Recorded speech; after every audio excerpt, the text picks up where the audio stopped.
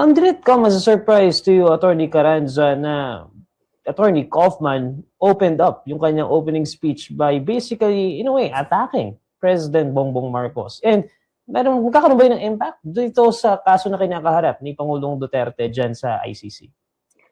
Well, in the minds of the pre-trial judges who are, Mexican, Benin, which is a country in Africa, and Romanian, it's not that they don't care who Marcos Jr. is. They probably have heard of him, but they're not as interested in what Kaufman has to say about Marcos Jr. or in what Kaufman has to say about how Duterte was brought to the court, kidnapping, whatever allegations, and alam ko may mga sumusulpot na naman na kung ano-anong propaganda laban sa ICC dyan sa Pilipinas. They're not interested in any of that. And that's the problem with Nick Kaufman's approach. Makikita na mahina yung kanyang argumento dahil ang una niyang ginawa ay ang manira kay Marcos, manira sa media, manira sa mga NGO na tumutulong doon sa mga namatayan.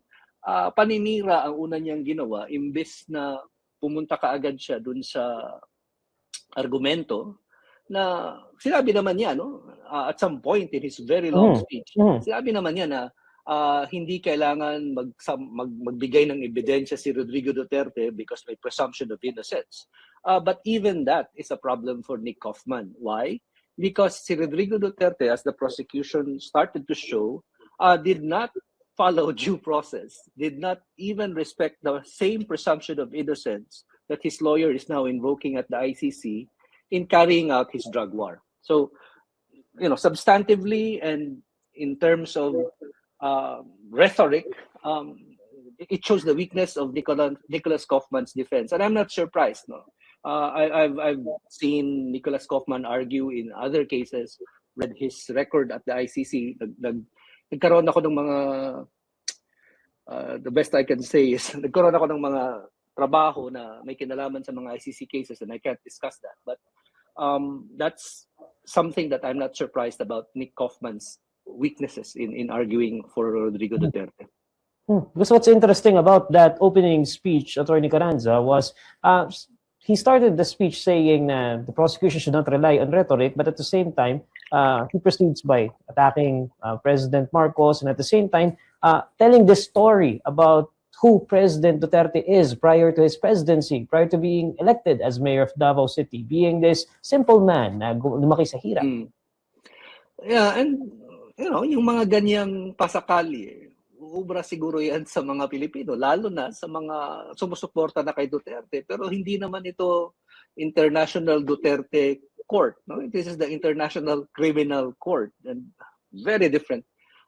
You can appeal to Filipinos who already support Duterte, which also is meaningless. Like, if they already support Duterte, why would you try to get more support from them? But at the same time, it also exposes the weakness of relying on his popularity, essentially, as your defense for murder. You can.